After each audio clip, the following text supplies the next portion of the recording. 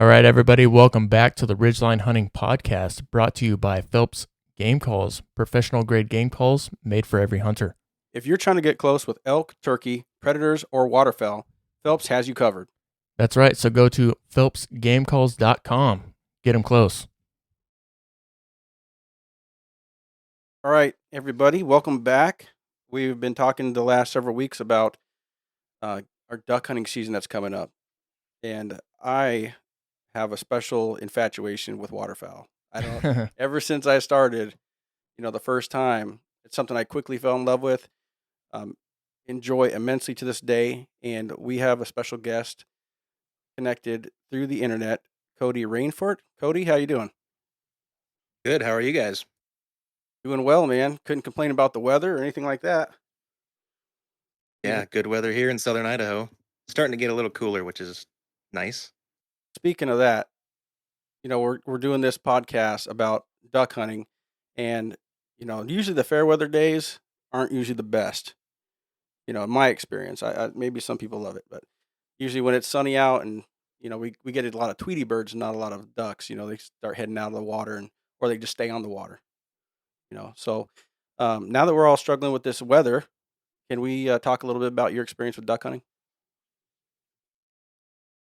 Well, been in the duck and goose blind since I was 3 years old, and I am now 33.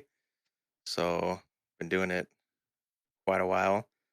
Learned a lot from my dad, obviously in my early years, and it was mostly Canada trips every September. Go up and hunt ducks and geese. Of course, me being from 3 to 10, I wasn't shooting, but I was along for 90% of the hunts. And so it was kind of ingrained into my blood, you could say, that it's just a waterfowl hunter. Yeah, time well spent. Time well spent. What's your favorite, what would be a favorite memory of yours going to Canada as a non-shooter with your dad? So, there's so many memories, but there's one in particular that I always look back at. And this was back when, so you used to not be able to hunt on Sundays in Canada. I've heard of that. And they opened it up. I don't know how many years ago this was. This is like 25 years ago.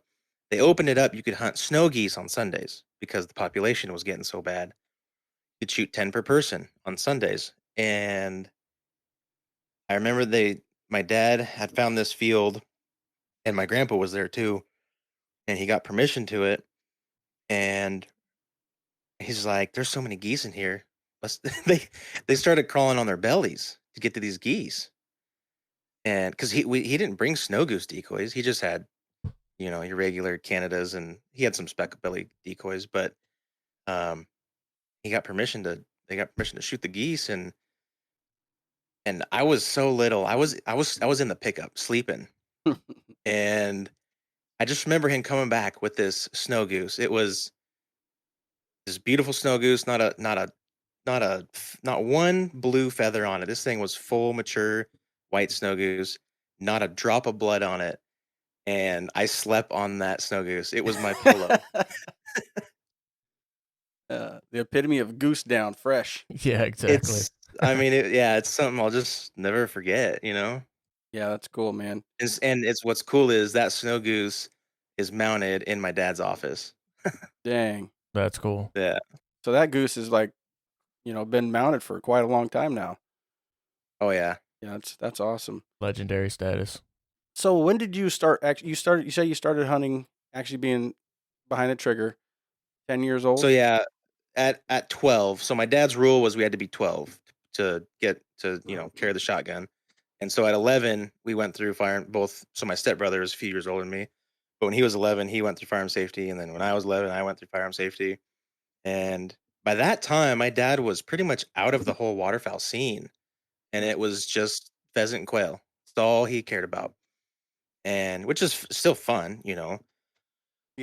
And so that's what I did until I was about 22. So from 12 to 22, for those 10 years, all I did was pheasant and quail, and I'd shoot the occasional duck here and there. I'd always, carry some steel with me, and I knew if because hunting in the Yakima Lower Valley on the Indian reservation. I just over all those years, I learned where all the little waterways were, little ponds, all that stuff, Mm. and but I was all quail and pheasant. So, we spoke yesterday, and now you live over in like southern Idaho, but you originally were from Spokane. No, so I was born in Yakima. Oh, Yakima, sorry, gotcha. So Yeah, so you I did. started hunting the reservation land back there, and probably Yep. the Columbia River Valley, or Sorry, say that again. did you hunt the Columbia River Valley when you were there too? So, so yes, I got into that late, like after about when I got back into duck and geese. I started hunting the Columbia, but it was mostly the Yakima River for the first few years, getting back into duck hunting. Hmm. And let's see.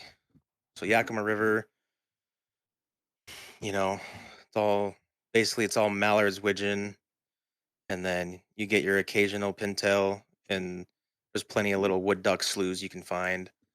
Um, and then once I was 24, 25, then I started hitting the Columbia, um, getting into some diver hunting, which I had never done before, which was fun.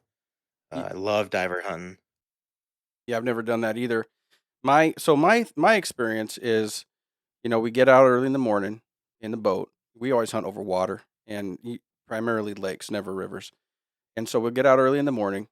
We go to our predetermined location. We're going to set up our decoys, and we start getting, we come up with a pattern, right? Like we want to have our pattern spread out, and then we have a little spot for them to land, and we get in our imagination, and we're like, oh yeah, it's gonna be perfect. The wind's gonna come in from here. They're gonna come in Yep. from here. Boom, no problem, easy, right? What is one of the things you would consider, um, having so much experience in the duck hunting arena, that when it comes to setups when you first start versus what you would do now, that's different? So when I first got back into it, it was just, hey, let's throw decoys out and put a pocket in the middle. And then, we started doing the little J hook setups or some sort of like Y looking setup. But to me, I'm- nowadays, I just kind of throw decoys out, and I always put decoys where I don't want the ducks to land. Okay, I've never thought of it in that way. But yeah, you leave like the little pocket, like when you do your Yeah. C shape and you have your little spot in the middle. How big do you think that spot needs to be for a duck to land there on water? I mean, it could, it, Like a 10-foot diameter? Because what I've had is I've had them always landing on the outside of my decoys. So I'm like, I'll leave a little circle here in the middle for them. They're going to come in like that.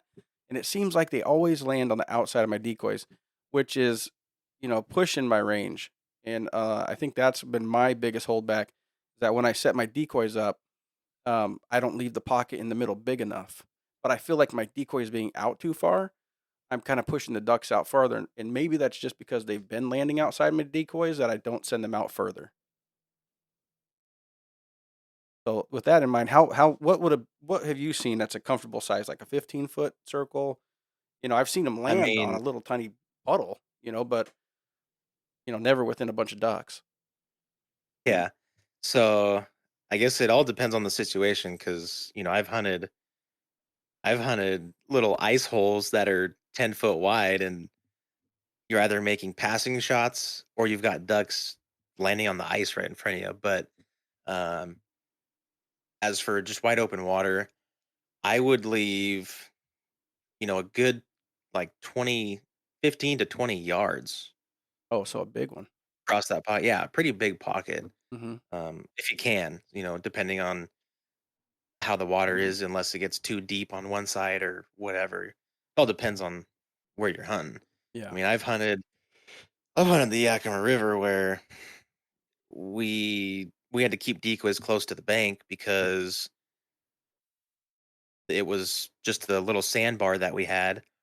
And Hmm. actually, It's kind of scary. One time we were hunting that spot, and that Yakima River is always changing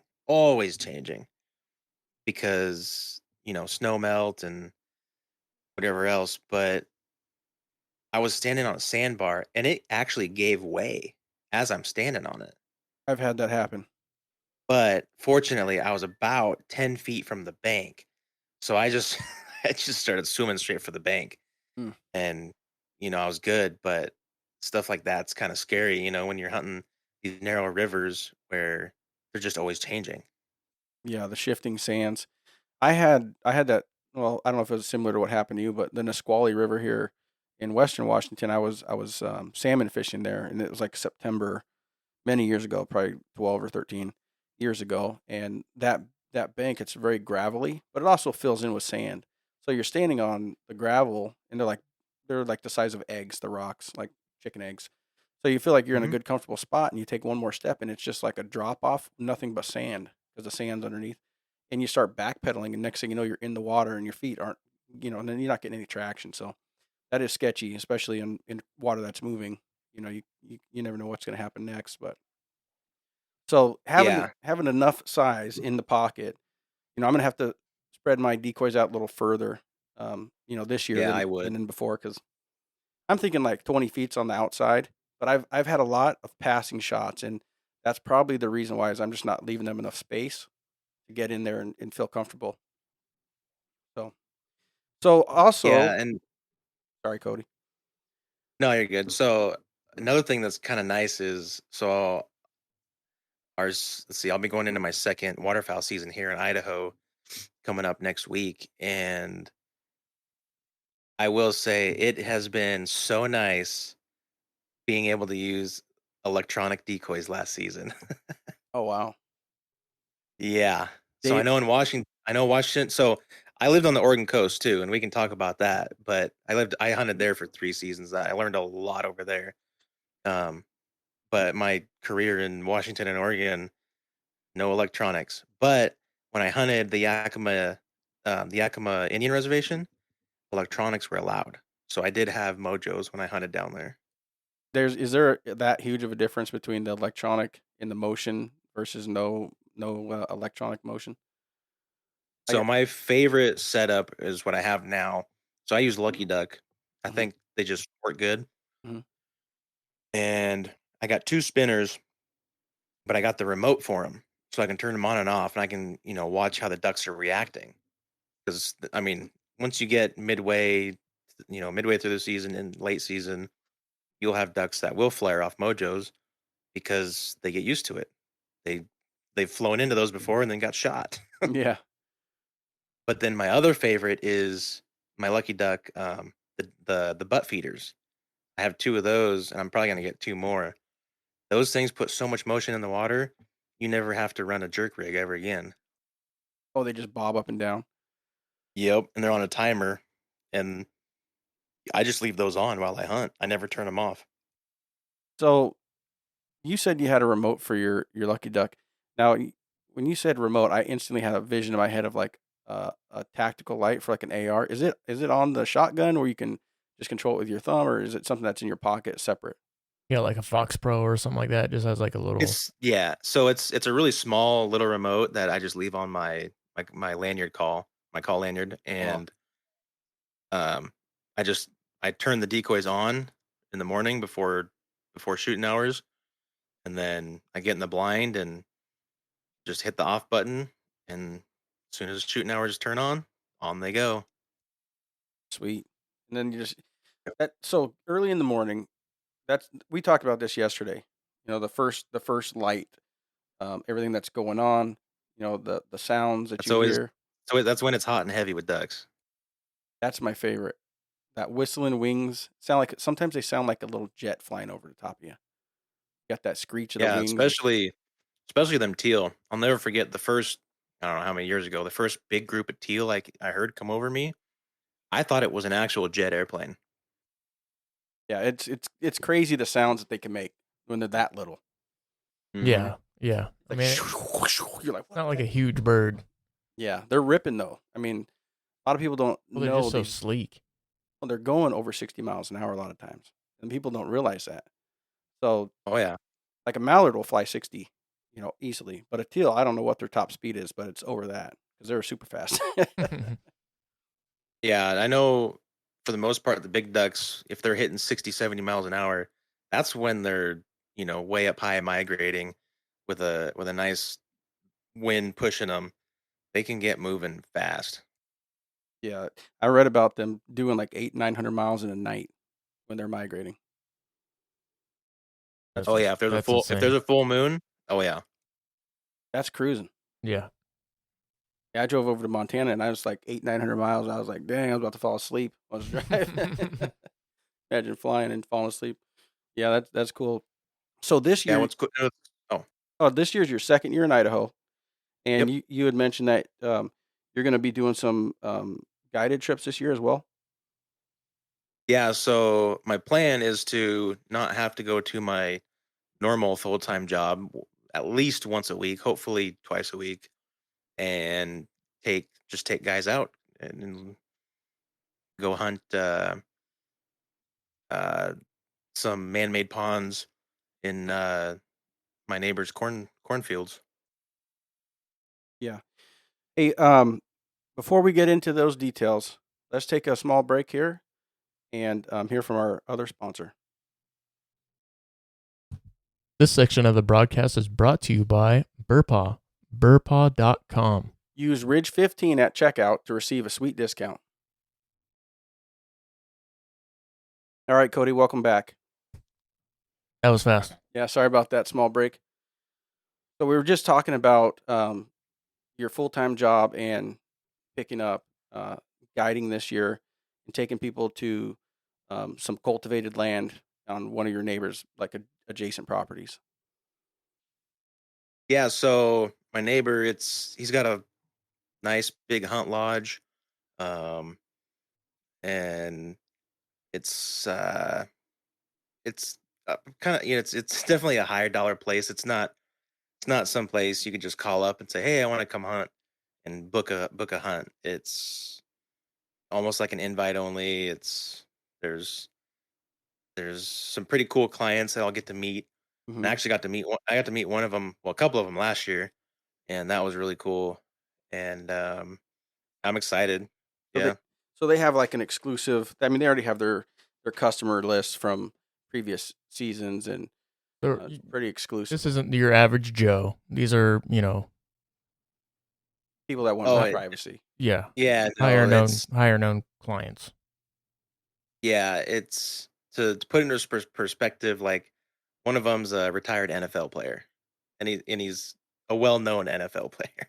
Yeah, yeah, and we touched base about that. That's really neat that you get to interact with these folks, and it's really cool to see that people that you normally wouldn't think would be into this type of stuff, they are. Like, man, so you have a lot in common right away, Yeah, and yeah, they're looking to you, Kody. They're like, hey, Kody, put me on ducks, and you're like, no yeah. That'd be problem. awesome. I know one of my That's just it. Like, I grew up watching these guys on TV, and I'm like, now I get to take you duck hunting. This is pretty cool. Yeah, that'd be awesome. I watch Supercross and ride motocross and everything, and one of my favorite riders is a hunter, and he's a two-time champion just this year. He won Supercross and motocross, Eli Tomac, and he's always talking about hunting elk. Like, man, I'd love to go hunt with that guy. It'd be dope. Yeah, crazy. So that it's Yeah. cool that you might be guiding like an old idol or something. Mhm. Pretty cool. It'd be pretty cool if Bo Jackson just walked up, like, Yeah. all right, let's go. Yeah, bow hunts. Yeah, He does too, yeah. and he bow hunts. Yeah. That'd be super Yeah, cool, and man. the other, so I know the client that'll be here opening week. I mean, he's like I don't know, he's won multiple duck calling world champions. Um, I mean, he's the owner of a duck and call manufacturing facility, so like a very well known one. Yeah. Well, that's awesome. Well, congratulations, man. I mean, Yeah, thanks. that's an awesome step to, start guiding and making your passion a job, Mhm. but enjoying that job.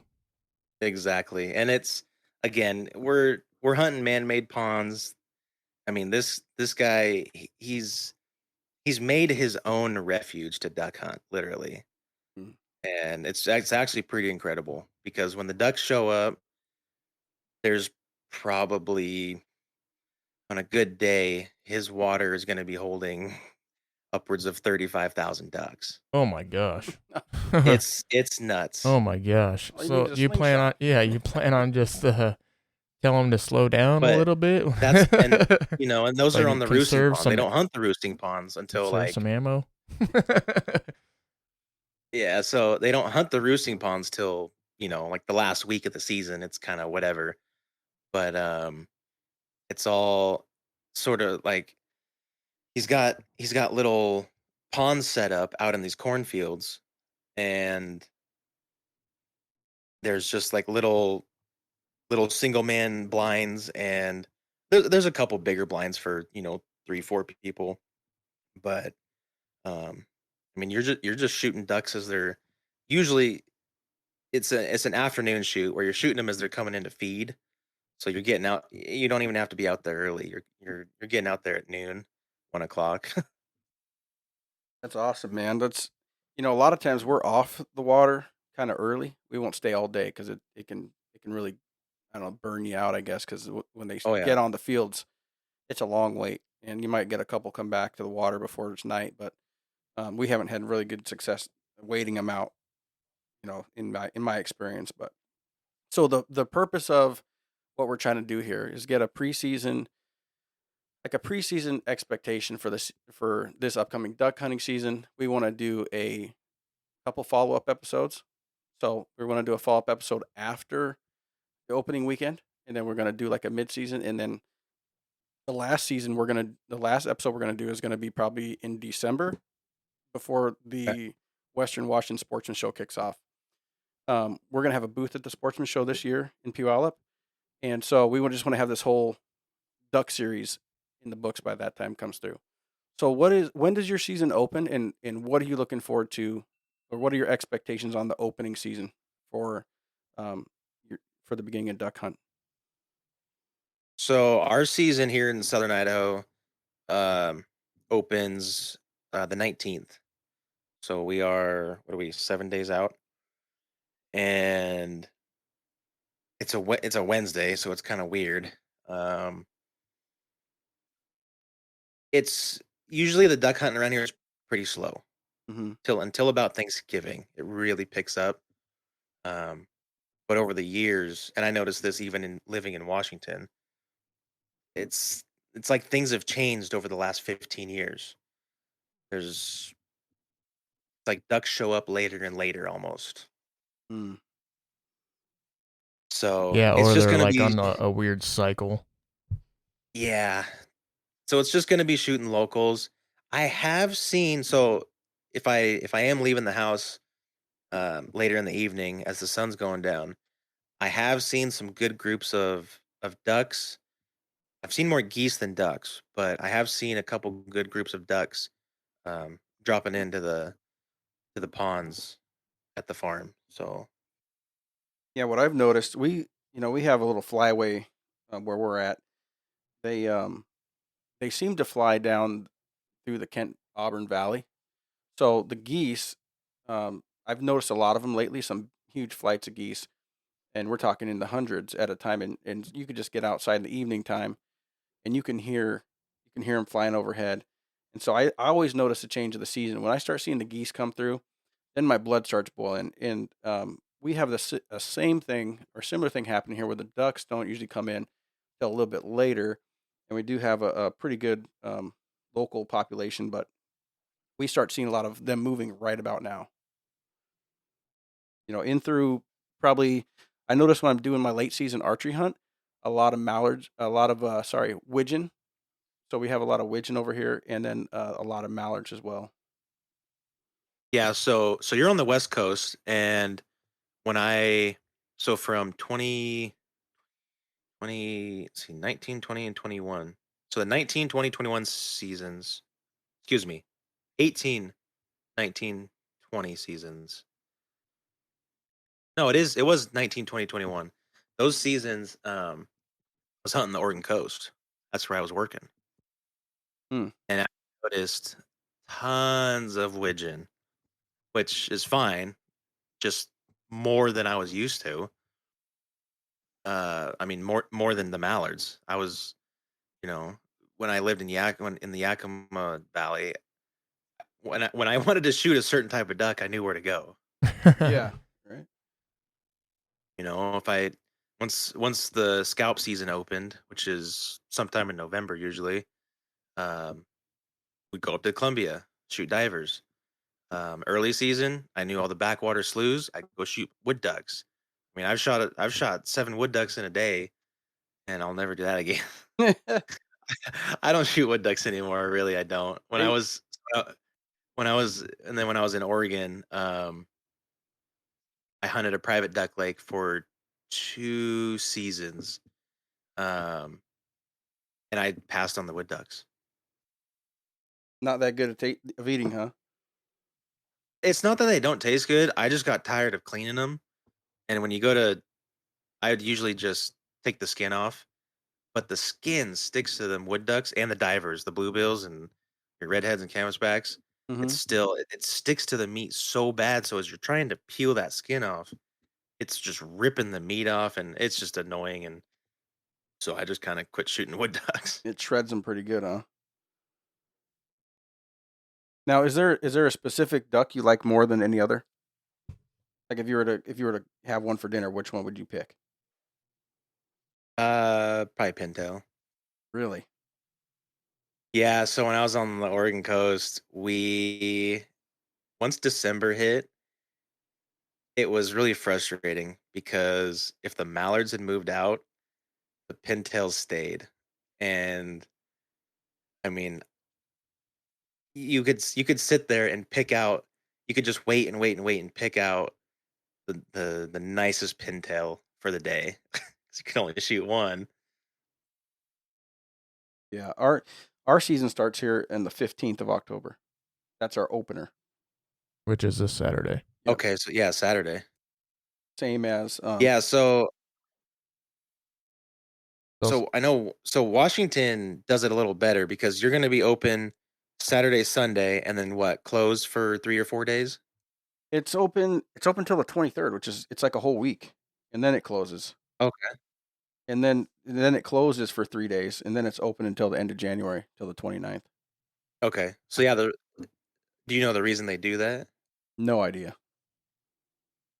So from what I've gathered is each state is or flyway and the states in the flyways are allotted so many days to hunt ducks. Like there's guys, obviously North Dakota, they've been shooting ducks for the last few weeks, couple weeks. Hmm. But their season is going to end here in the next, I don't know, up to maybe 3 weeks because they're going to freeze up. Oh, okay. So we're actually we're super lucky in the Pacific Flyway where we get to shoot 7 ducks and we can shoot all mallards. Like there's guys over on the East Coast that can only shoot 4 mallards of their 5 duck limit. Yeah. But so I like that Saturday, Sunday, and then they close it for a few days so that they